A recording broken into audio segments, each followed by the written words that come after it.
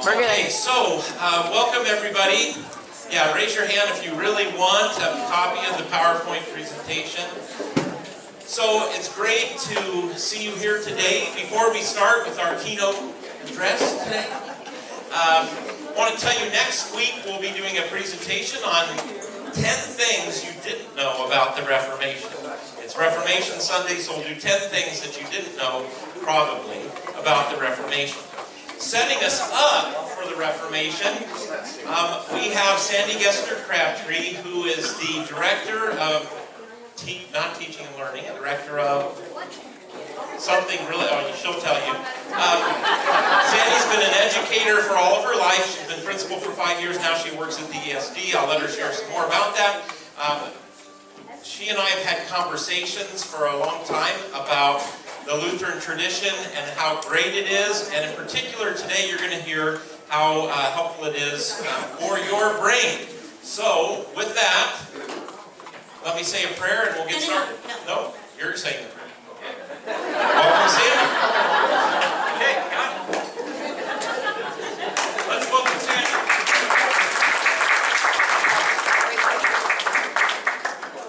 So, I'm usually not nervous when I present, but I'm realizing that you are all my people.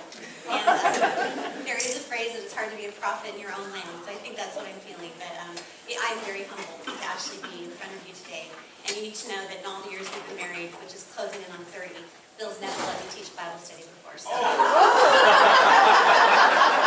I think it's because of all the coaching and harassment I've given him in the 30 years about you need to do this and you need to do that, and that was okay, but da-da-da-da-da. So I think we're turning about a spare play or something like that. So the title of this, and it's a working title, is How the Lutheran Church Tradition is Brain-Friendly and Possibly Should Be Marketed as Such. Now that is just a working title, and I want to let you know that, but it's been something I've been thinking about for many, many years. So I've actually been in education for 30 years as well, technically 29. And so you need to know that most of that time has been spent in the classroom. Before we moved here from California, the majority of it was in the classroom, and then as a mentor teacher, instructional coach, Title I teacher, and then moved into leadership, administration, and now I am what's called, it's really funny, my superintendent at the ESD gave me this wonderful new title this year. I think it's just because it's funny and he thinks it's funny, but I am now the executive director of the CIA. Curriculum, instruction, and assessment. He just gets a big belly laugh every time he gets to say, oh, there's my executive director of the CIA. I'm like, oh yeah, there she is. Anyway, it's an honor, and it's an honor to be here. So the cute thing is my mom said to me this week, so I read, she's very an avid reader still, I read on the church website that you're going to be the presenter. And I said, yes, I am. And she goes, so how do you know all this stuff? I thought, well, if my 87-year-old mother is questioning my authority to do this, you might be questioning it too. So let me explain how I know all this stuff. For years and years and years in my educational career, and as any good teacher will tell you, we're constantly thinking to ourselves, well, how do we do better? How do we make this more meaningful? And then we're always told that, well, research says, that's the old thing we're always told as teachers, research says this or research says that. So I'm the type of person that I'm never satisfied with just what does research say, I want to know. So throughout my career, I've been in a position to do several wonderful things, but mostly I'm just always anxious to know what research says. So a particular stretch of my career, I was a gifted teacher in California, and I went on and got my certification in what's called differentiation. And I got to work with a teacher, a professor at UC Davis on differentiation, and got introduced to the work of Carol Ann Tomlinson. And Carol Ann Tomlinson is probably the most noted researcher in our nation right now on differentiation. And so she's a very prolific writer, and she's written many, many books. So in my current role, I do a lot of training for teachers and administrators and districts on the topics that they come to the ESD and ask us to do. So one of my current topics is on differentiation and neuroscience. So I assured my mother, yes, I have done my research, and this is one of my resources I use. So I do have, I promise you, I'm not just pulling this out of my ear, I have some research on it. The other book that I think you might find actually very interesting to read, if you just like to read, is a wonderful nonfiction book. It's been around now for about 6 years, 8 years, by John Medina, who is a professor at UW, and it's called Brain Rules. And I've actually had the pleasure of listening to him about 4 or 5 times now also in different buckets of the work I do, whether it's early learning or the neuroscience. And he's written this really splendid book. It's called 12 Principles for Surviving and Thriving at Work, Home, and School. And so if you ever get a chance, you can YouTube him too, because he's got lots of, he's fun to listen to, very fun to listen to. And he's actually Christian. And so I like that when he writes, he's not very overt about that, but you can definitely feel it in how he approaches his work. He will be the first to tell you that while we have learned so much in this area of neuroscience and understanding the implications on our brains and how it impacts our day-to-day lives, we don't know enough yet. We are still just at the tip of the iceberg. So please don't let anybody sell you on anything, because this is still one of the most uncharted territory of science yet to be. And I really think it's just an amazing area of science that we have yet to really explore most of. So I'm really excited that Pastor Jonathan's class is here today, because I'm going to be talking to you about the 7 principles from neuroscience and what we know about learning. And let me tell you, my personal philosophy about learning is that learning never ends. We tend to think of it as this finite line, that once we get done with school, it's over. Well, that's not the truth about our brains. In fact, people we know that live the longest are constantly engaged in the learning process. And whether you think you've filled this bucket or not, the truth is that your brain is constantly changing based on your life experience on a daily basis. And so I'll get into a little bit of that today, but I am by no means an expert. I don't want you to think that I am. But what I'm trying to do here today is just a couple simple things. So let me get into that. I'm going to give you the here's what we know. There are the 7 principles that we're really sure of. And then I'm going to give you the so what, because as a lifelong Lutheran, I've been watching this for a long time now, and I'm just an observer, and okay, as a spouse of a minister, I've watched a lot, so I'm pretty keen on what I've seen. But the now what, how we respond to this, is in your court. I'm by no means going to say anything or give any of my suggestions. Shocker, but I'm not. And then here's how this works for me too. I'm going to make you be involved in this, because if you sit passively by, it will mean nothing to you. And our 45 minutes, half hour, 20 minutes, what is it, Phil? How much time do I have? You have to be finished at 20 till. You have now 55 minutes. Okay, our 55 minutes together will mean nothing. So if I don't make you respond, and if your brain does not engage, it will mean nothing. You'll go about your business today, grocery shop, and watch the game. You'll enter your Monday morning, and it will be like you were never here. So I'm going to push you to respond. So here, there will be several times I'm going to ask you to do something. I will ask you to respond either in pairs, or triads, or at tabletop. So I want you to know that's going to happen. So as Lutherans, I don't want you to have anxiety about that. And that's the first thing that's going to happen, because you are Lutheran. So I'm preparing you now. It's going to happen. So look around you. Yes, make eye contact. Introduce yourself to the people around you. Do some pre-planning.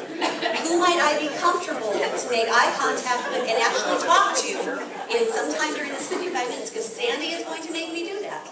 So I'm going to give you about 2 or 3 minutes to check it out and become comfortable with that fact that that is going to happen. So no more looking at me. Do what I just said you have to do.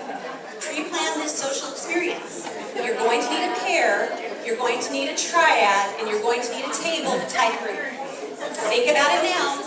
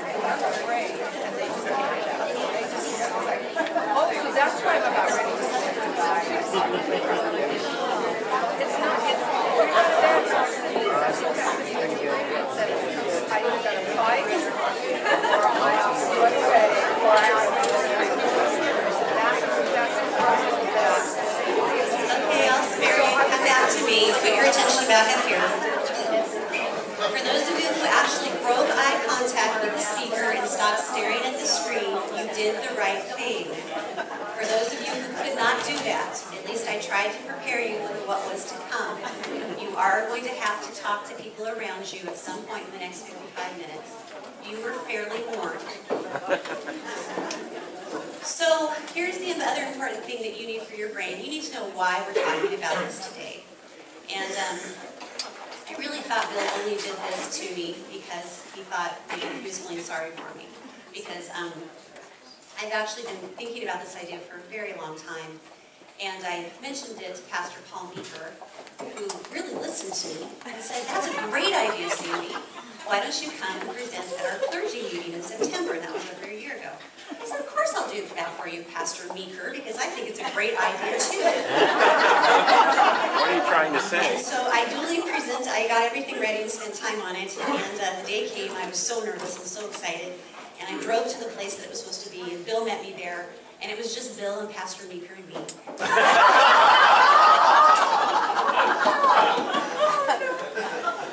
And they said to me, "Yeah, we read your PowerPoint, we're really excited, it's really good. Can we buy you lunch?" I'm like, "Yeah."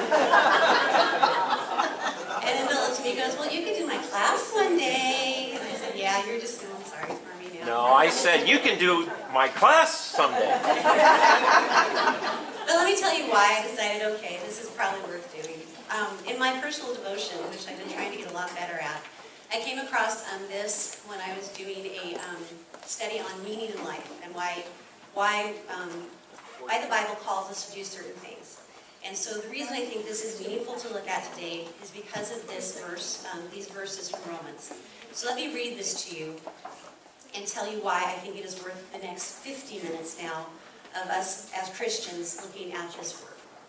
So this is from the Message, and if you know me, you know I like to look at the wording from the Message, because after being a Christian for a long time, we, as our brains are attuned to, we look for patterns.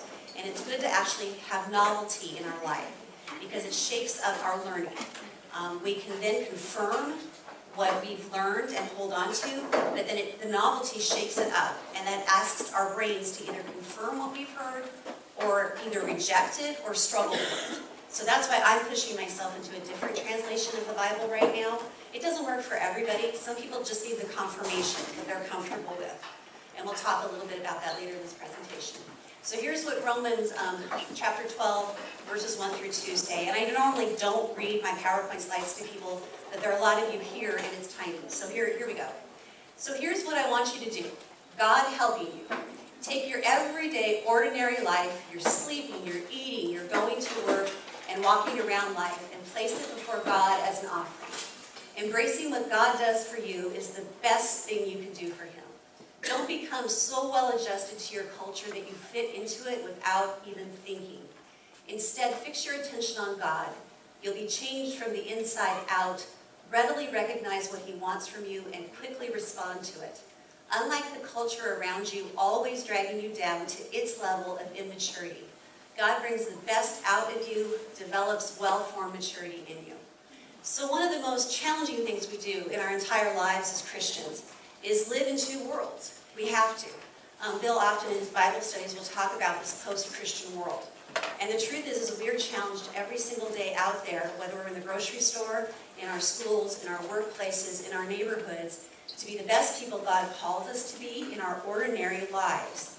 And yet we live in this culture also at the same time, and we can't dismiss ourselves from either. So it is in the ordinary that we are called to be extraordinary. So today we're going to take time to look at this very ordinary thing, our brain, which we take for granted on a daily basis, and look at the extraordinary design of it and the gift that God's given us to use. So that's the premise of why we're doing it. So Mom, I think I've done an okay job of saying who I am, why I'm here, and why we're doing this.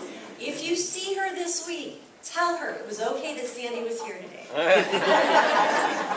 So before we go on, I would like to just offer a quick prayer, because I find my strength in God. I hope you do too.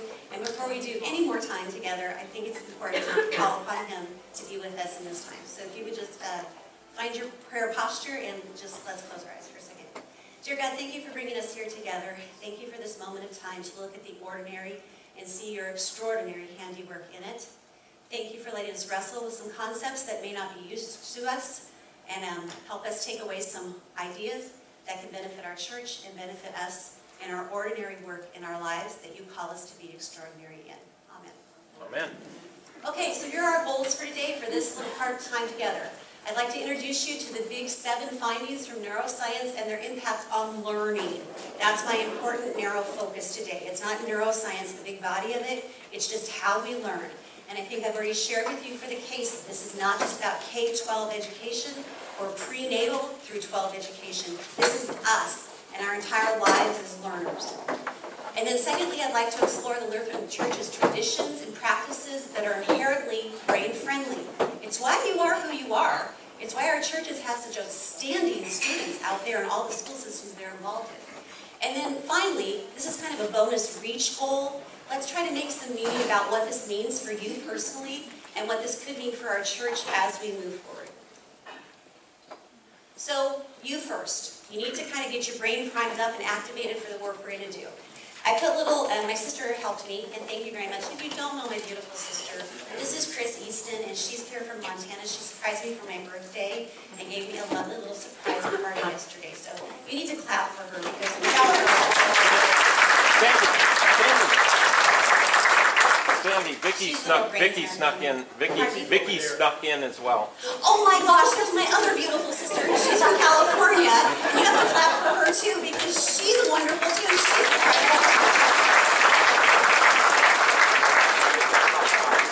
So now you can both verify to Mom that I had a reason to be here. So on the table, Chris put some little scratch pads and some pens. And here's what I'd like you to do. I'd like you to do a brain dump. Just knowing your own body of knowledge, who you are, whether you're 10 or whether you're 70 or whether you're 50 or whether you're 90, what intuitively would your brain say, gee, this is what I know about my church, and this is why I think it might be brain friendly. Just try to get 3 things on the paper as a table team. So you need to work with more than 2 people, more than 3 people. I told you this was going to happen. All right.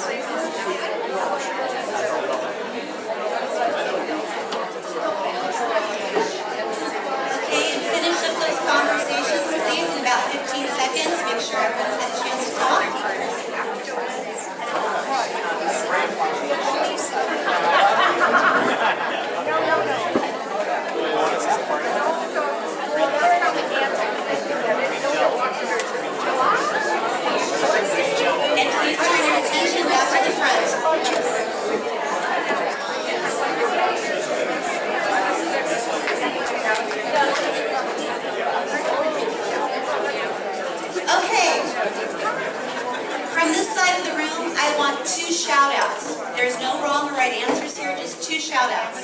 Some of your answers about why you think the Lutheran Church is brain friendly. Just shout it out. A lot of repetition. What? A lot of repetition. Good? We sing. Good. Sing. That was a repetition. Middle of the room, two things that was not said over here. Other ways we might be brain friendly. Okay? Interactive. We respond. Good. This side, two more things. Just shout it out. The environment. Whoa. No one asks you if you're saved, or how much money you make, or who you are. We're just friendly. Okay? Free of guilt. Liturgy, free of guilt. Because of her. Okay. Adults on We base it on scripture. I mean, we have, okay, good.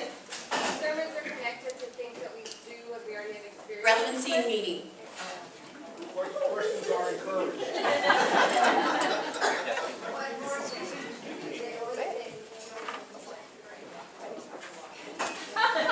Can you repeat it? Because they can't hear it. They can't. Yeah. What she said is they always say you don't have to check your brain at the door when you walk into the church. Okay. So now what's going to happen is you did a brain dump, which was very important. Through the rest of this presentation, what you're going to find yourself doing, because this is how our brains work, is you're either going to confirm or correct your thinking.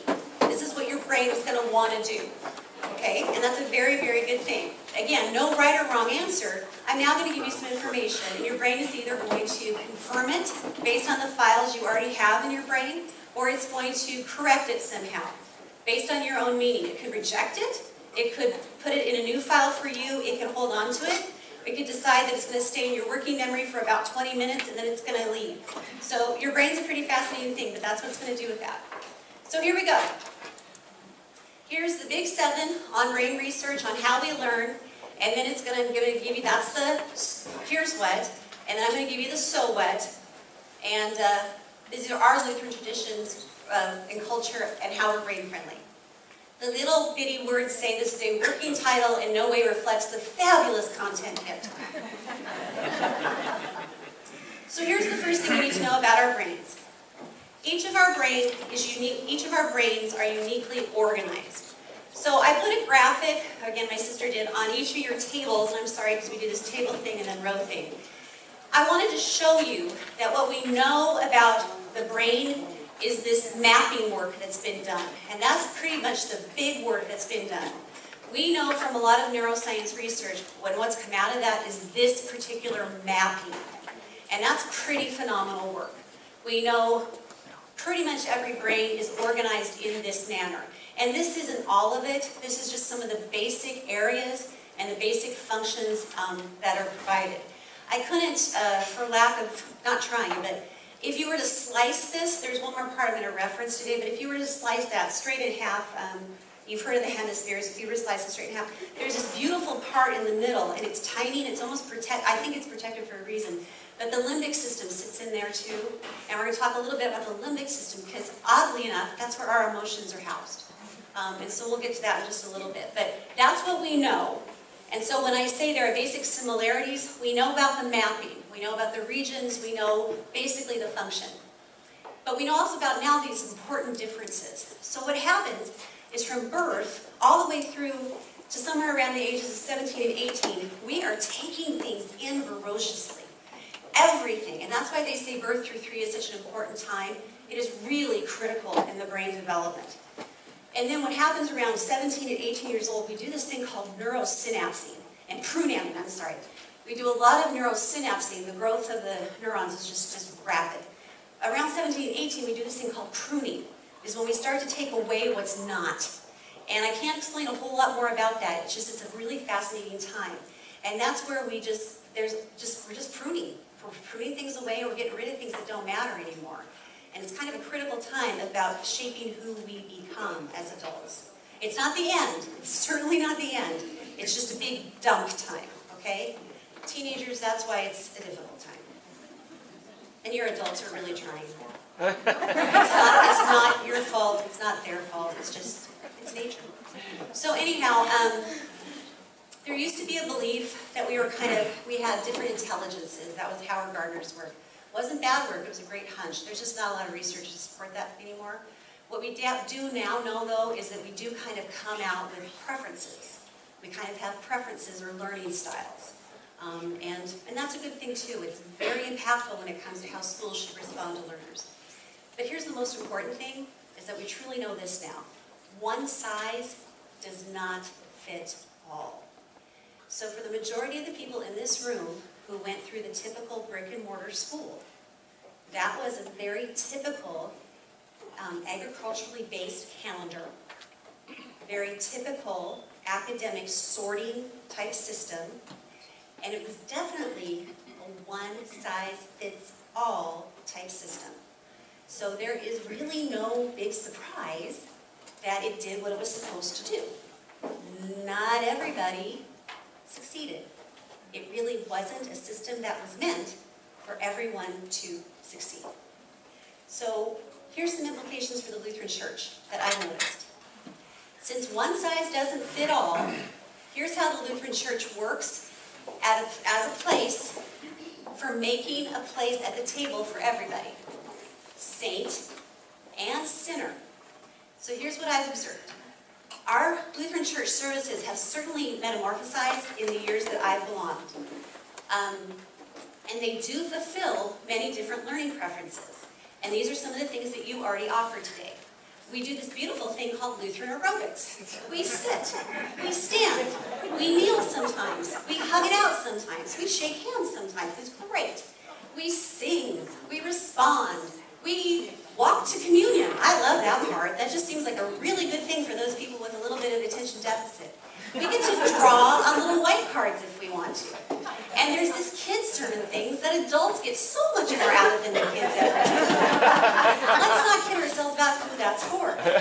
So, in a combination, in 1 hour, we've done some incredibly brain-friendly things.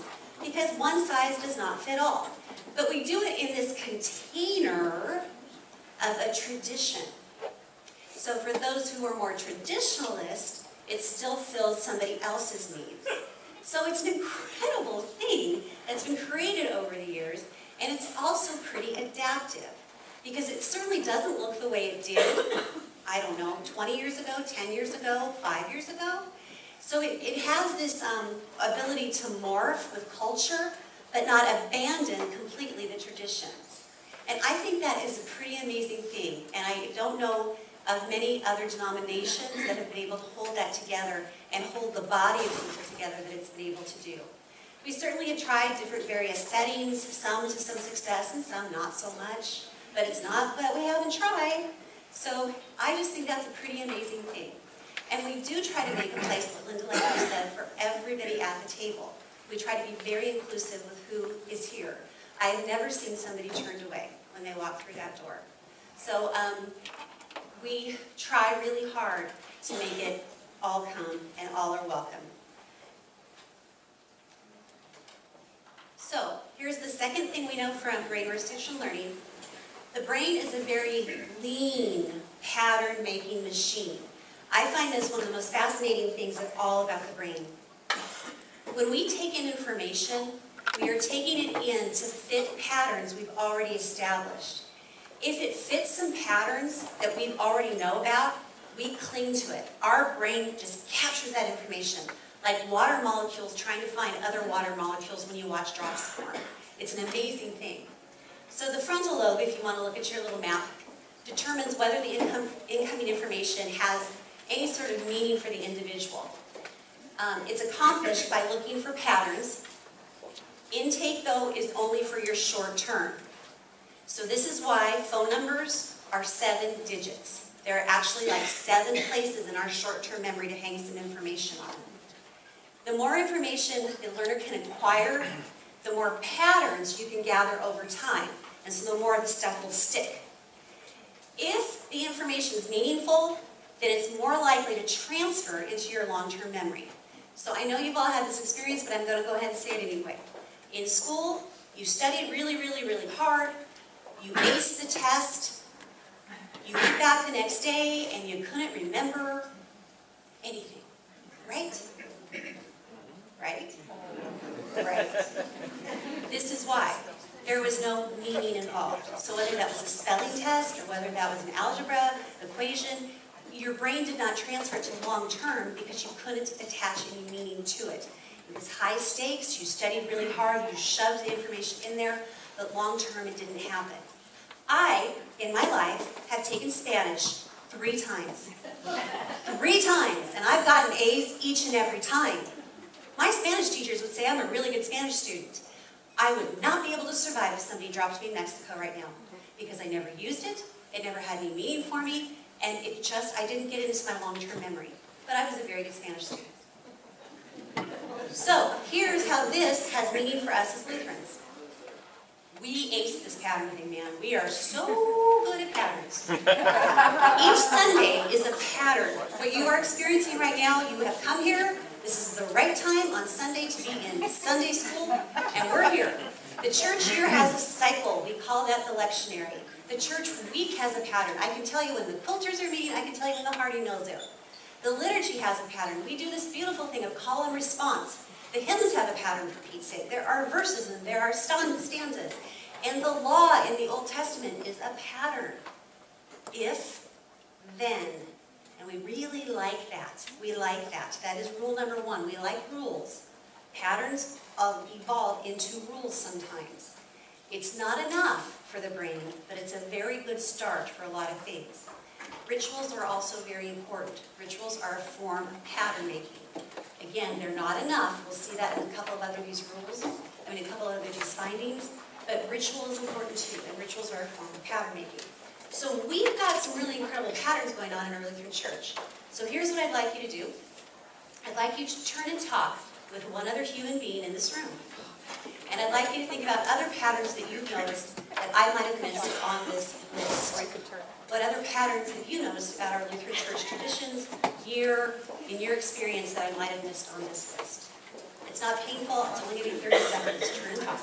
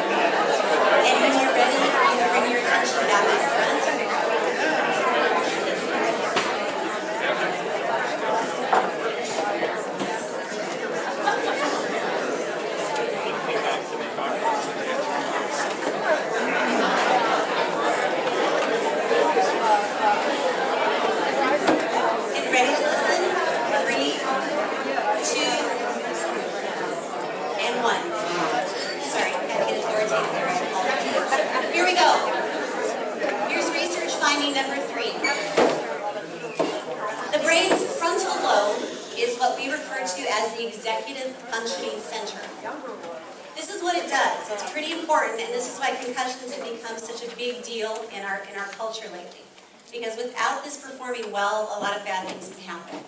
And this is going to speak to what you called out, and I love this about our Lutheran tradition. So here we go. This is the part of the brain that processes our higher order thinking and problem solving. For most children in school who don't do well and really have a difficult time in school, it usually has to do with some sort of interruption in this part of the brain. And this is what we try to remediate as quickly as we can, because it really is a block to academic success. So here's what happens. There's 2 types of thinking patterns that we know are really important for survival. There's this thing called convergent thinking, which is basically basic thinking skills. Please think A plus B equals C. And that brings together information to solve a problem in a basic way, and there's usually only one correct answer. For years and years and years, this is what traditional schooling was really all about, until you got to a higher level of schooling. Think algebra, think trigonometry, think engineering. Most tasks in schools and on tests for many, many, many years only asked this type of response from learners. Very convergent, just one right answer. But here's the beauty. In order for us to evolve and do better, we need a lot of divergent thinking. So this generates creative ideas by exploring different ways of solving problems. This leads to new ideas and concepts, novel patterns, and expanding cognitive networks. So notice what I talked about with the pattern seeking, how very important that is. We don't get to stop there. We have to move on beyond basic pattern getting into complex pattern thinking. So it's very important to understand the difference between the convergent thinking and the divergent thinking. And here's where I really think the Lutheran Church shines. The complexity of our theology. If you've hung around here long enough, sometimes some Sundays you go, huh? And you wonder, can I ever be Lutheran again in my life? But here we go. Our creeds are incredibly sophisticated and complex. They are not for the weak of heart. We talk about the theology of the cross, and it is not black and white thinking. God is always found in the opposite of what we expect. Sometimes our pastors get lectionary series to preach on that they really fear and tremble. I'm telling you, people, it happens out there. We have this law, this basic pattern thing that we were supposed to be given in the Old Testament that we hold on to. But then we have this gospel that we love and we embrace and we want to hold on to even more. And we have to live with both. That is a beautiful example of divergent thinking. And it's not very easy sometimes to hold on to both. We have been accused as Lutherans of being grace only. And that's certainly an oversimplification of what we are, because we're not. We hold on to both. And that's pretty difficult, and it's complex. So, the Trinity alone. Have you ever tried explaining someone to that in an elevator? Again, not easy. And then Martin Luther himself. My goodness. I'm just going to leave that there. And then finally, this whole idea, or this paradox, that we are both saint and sinner at the same time. You know, when I was a teenager, that was really hard. Because I thought if I did good enough at all times, and I worked hard enough at all times, and I was just the best I could be for God, that was good enough. And the truth is, it's not. So, it's a journey. It's not a destination, it's a journey. And for many, many people, that sort of divergent thinking is really hard to hold on to. So, this is where we shine. And there's a lot to be said for that. I know, Bill, you want to jump in here so badly, but you're not going to because I'm good. So here we go. Here's the fourth finding from the research. Emotions are processed in that limbic system. So your map does not point out the limbic system because it's the mapping of the cortex itself. If you were to chop it in half between the hemispheres, there's this little part inside. And I think it's there. This is totally me, okay, not the research. And I think it's there because emotions are fragile. I'm just going to say it. I think that's where it is. And there's this wonderful analogy that when we're teaching kids to help handle their emotions, the limbic system can also sometimes be referred to as the reptilian brain. And when people lose it, and you know what I'm talking about, whether you're stuck in traffic or it's been a bad day, and your emotions you can no longer contain, we talk about kids, adults, flipping their lid. That's when the cortex can no longer take it, and boom, the limbic system sprouts out. Because you've actually flipped your lid. Get it? Flipped your lid. When you are that emotionally charged, you are not going to make good decisions. This is when you should not be engaged in a conversation with your spouse. This is when you should not be engaged in conversations with your teenagers, okay? When you have flipped your lid, That's not the time. You need to step away until you have the emotional resources in order to get it back together. Teenagers are incredibly prone to flipping their lids because the emotional charge in their brain is not static yet. The hormonal imbalance that they're experiencing makes that happen often for them. And it's a very confusing thing for them. And so some people, unless they learn really good coping skills and have a really caring environment, have a hard time being able to learn how to regulate that. So it's a very important part of our brain. But anyway, so this is what we know. That emotions are processed in the limbic system and play a really important part in pattern making. So a lot of this comes around to pattern making again. Those aha moments, those really good, beautiful aha feelings, like when you're first falling in love or you've met another level of a video game, don't laugh because it's real. They release this chemical in our brain and it keeps us motivated to continue on. Notice I didn't say somebody got paid something or somebody got a reward. It honestly can be nothing tangible except this feeling in our brains. So anyhow, this is what happens. Racing through a material, like if the sermon or the thing is too fast or a lesson is too fast and it's devoid of any positive emotions, the opposite type of chemicals are released that just shut down the brain and people are no longer there. And you know this happens, and I'm sorry for any clergy in the room, but we've all had the experience where you listened, you were facing them, but you have no idea what they said for 20 minutes. Never Right? happened. Right.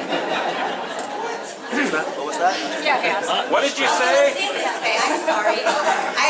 Forgive me for any teacher in the room. You've listened to the teacher for 45 minutes and you still have no idea what they said, okay? It's happened to all of us. Because we had no positive chemicals in our brain to connect, and because we had no positive chemicals in our brain, there was no way we were going to be involved in what was happening. So that actually happens. Again, it's a chemical process. So if some level of emotion, this is the third bullet, is not involved, the brain shifts from engagement to actual boredom, and it zones out. Now, the research says, too, there's a lot of cultural preferences that play a role here, too. So there's kind of this thing called cultural codes.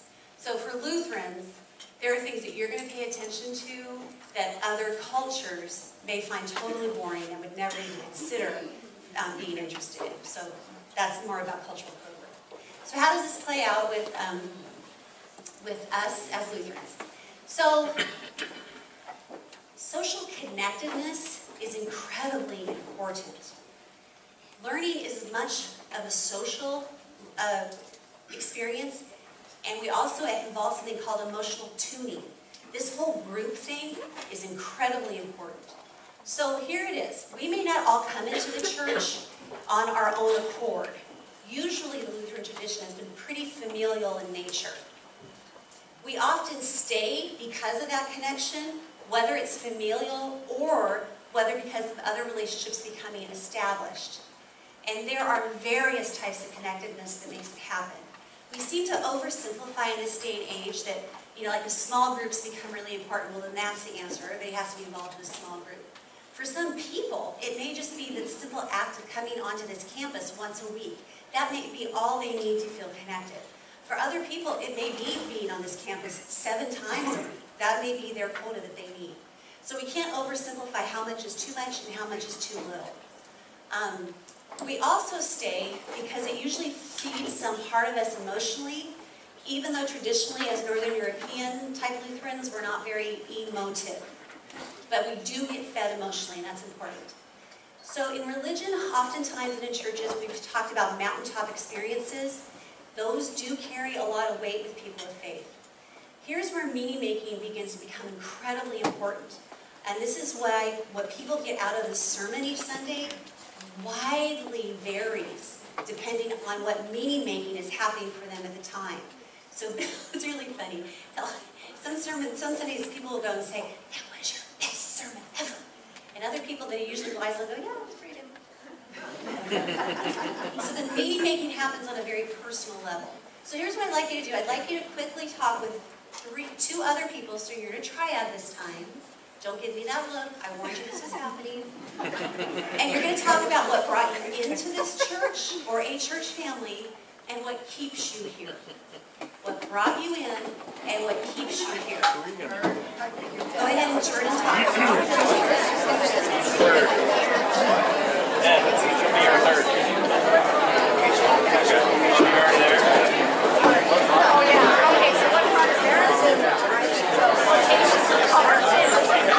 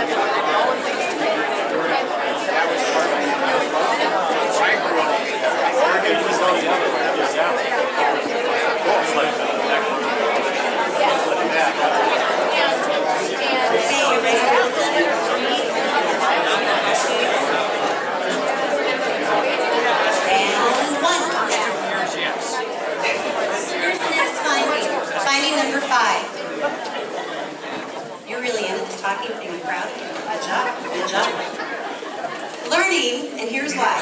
Learning is as much a social process as it is a cognitive one.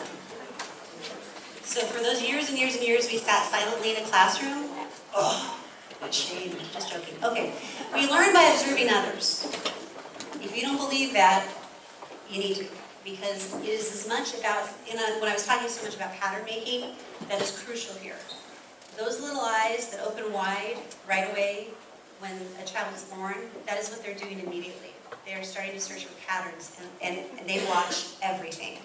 But don't you think people aren't doing that right now? Even adults, we're watching. Mirror neurons actually fire when we experience a task or emotion, and also when we see someone else experience the same task or emotion. So even as adults, when we're involved, how many of you play cards together? There you go. There's a reason you do that. You enjoy sharing that experience together. So whether it's bowling or team sports or playing cards together or quilting together, those mirror neurons are firing and that feels good to your brain. Learning is shaped by the practices and the values of the groups to which we belong. That's why the cultures of schools are so important. They need to feel good. Kids need to feel safe in the places that they go. That's why church culture is so very important. So, here's the deal too. That individual participation is driven by how we think our peers are going to react if we're wrong. That's why it's so important for it to be safe. So peer identification is very, very important. Connection is incredibly important. Self-concept plays a really vital role here. Because here's why. We are absolutely going to avoid situations that could result in failure. And finally, constructive social interactions generate positive emotions. And it's only through positive emotions that we develop those executive functions more strongly. So it all goes back to that. And that enhances our learning and the retention of the important information we need in order to get back to that divergent, higher level thinking. So do you see how they're all structured and linked back together? So here's what we do really, really well. This is my next really favorite thing about being Lutheran. Ta-da! Congregation. You guys. Us. I think it's incredibly amazing that the structure of our Lutheran church all resides in you. Did you know when you call a pastor, he is only a pastor or she is only a pastor because of you? You, the congregation. You're the ones who write that little thing on his certificate. You make him a pastor. That's how powerful you are as a congregation. So here are the things we do that are amazing. We provide the leaders of our church. You are all role models. You decide who the role models are going to be in this church. You step up and be the youth leaders. You step up and be the group leaders. You make a space for all. You decide on the health of this church. You decide on the group norms and the culture of this church. You decide on whether it's a belonging place or not, a place to call your own, a place to belong, a place to be known, a place where everybody knows your name that's not a bar called Cheers. We have these guiding principles called commandments. We have these agreed upon norms. We have this scripture that we follow, so we're not making it up as we go. So we have this beautiful combination of what we've been called to through the scripture and God, and yet we rally around that, and we haven't lost that. We're not making up the rules on our own, and yet here we are trying to embody it. I think that's pretty fascinating and pretty amazing. So here is the, oh, not the last one, sorry, Bill's pointing at the time, he's making me nervous. Number 6, here it is. If content is meaningful, meaning if the material that we're going through is meaningful, it's likely to make that last transfer from your working memory, that short-term memory, into the long-term memory. So, that working memory is only for temporary storage. It's the grocery list that you're making in your head so you can get to the Safeway, get what you need and get out. The information will totally fade if there's no meaningful reason for it to be retained for long-term memory. Meaning making is the complete difference. So it can go in, but if it has nothing there to attach it to a file or to a neuron, it's going to leave. Personalization makes meaning making more happen. Ah yes, those beautiful youth group memories. So if you've been a lifelong Lutheran, there are some things you're never going to forget because not only were they meaningful, but they were emotional and they were personal for you. So this is another beautiful thing I think the Lutheran Church has. How can we not? So for those who stay, usually at church, this meaning has happened for them. For those who leave, they usually can honestly say it wasn't relevant to their life. They did not find a meaning. We are pretty darn good at the meaningfulness, at making connections and making meaning. We are pretty good for those who find meaning to get to this next level of being able to help that meaning solve real-life problems and create real-life solutions.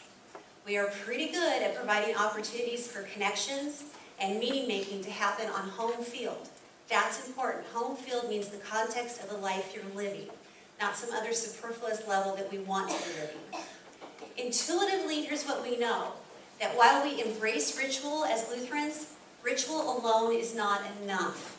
We always have to attach something to that ritual in order to make it meaningful. And here's what Lutherans have done. We have kept the ritual, we haven't thrown it out, but we've tried to make sure that the meaning is still intact. When it's no longer meaningful, we have made modifications as necessary. And here's where the Spirit comes in. This is what we wrestle with as Lutherans, and this is maybe a part we need to look at. I don't know. That's the now what. That's your part to figure out. But the Spirit for most people is what keeps you here and keeps you fed. And it's that part of the Trinity that we often look times in times of trouble, in times of sorrow, in times of need. So it's just an interesting way that we do that in the Lutheran Church. Okay, and finally, learning for retention requires focus and extended attention. I am really proud of our Lutheran Church because it's amazing to me. There are so many demands for attention, more so than ever. When I first began teaching 29 years ago, we were told in teaching school that you have, this was per PBS factual information, this is how they plan Sesame Street, 20-minute chunks. That's all the kids are going to be able to pay attention to. Do you know what it's down to now? 2 to 3 minutes. Chunks in TV are done in 2 to 3 minutes. YouTube videos are 20 to 30 seconds. That's what we're down to. That's how long commercial people are now planning things for. So, because the brain is searching for meaning, it really is, it's taking all those patterns it's known in there, it's filing always completely, and it's going to grab onto something that has meaning for it. People give their attention to what they find personal meaning in. More meaning equals more engagement, and their hearts and their minds are captured. If they perceive as something lacking meaning, their attention will be directed to whatever is more stimulating, whether that is grace-filled or sin-filled. You're supposed to laugh there. So here's our little response to that. Pace is important. It can be perky, which is important, and I know that's hard sometimes on a Sunday morning at 8 o'clock, but we try hard. I feel that. Or it can be like Charlie Brown's teacher, wah, wah, wah, wah, wah. We have to decide that, and we have to decide, and you all know the feeling when the hymn is dragging on, and why are we using the organ and the hymn is dragging on? We all know that feeling. And then we know the feeling of, oh my gosh, I'm just grooving on this song, and the drums are playing, and oh, this feels good, okay? So pace is important to what we do. This beautiful thing happens for us is that church is an ongoing event. We never say one and done. We are continually in the process of church, and that's an important thing. We get a whole hour of people's attention. That is like unheard of. What else do you know of in this day and age that we actually get together for a whole hour and do this thing called church? I think that's really cool, and I think we should continue making it the best we can make it every single Sunday, because I don't know of anything else in this world that gets that sort of attention, where people, live people, come together to sit in a place together and do this thing called church together. And we have the most meaningful message there is out there. If we can't sell this as the most meaningful thing there is, shame on us, because this is the life-giving grace of God. And if we can't do that, I don't know who can. And here's the true fact about our society, folks. We can't ask for that attention anymore by demanding it. Of course, God can, but we as the people of God can't just stand on our pillar anymore and say, you need to come. We need to do other things to make that word and that message so very desirable that they can do nothing but come to us and bring our brains to us, because this is the most important thing. So, let's make some meaning. You get to decide how many people you're talking to this time, because you've been very nice about that. Thank you very much for all of that stuff you did. You can talk to 2 people, 3 people, your entire table, or an entire room. It's up to you. But I'd like you to turn to an elbow partner next to you. Actually, whoever you want to talk to. and share with them your first 3 thoughts about this presentation. And then what Bill really wanted me to do is take questions, and I'm just loath to do that. Well, we don't have time anyway. Good, we don't have time. So there you make some meaning for yourself. Talk to each other. I'd like you to share your impressions about this before we go out the door together. Okay? Thank you very, very much for being here.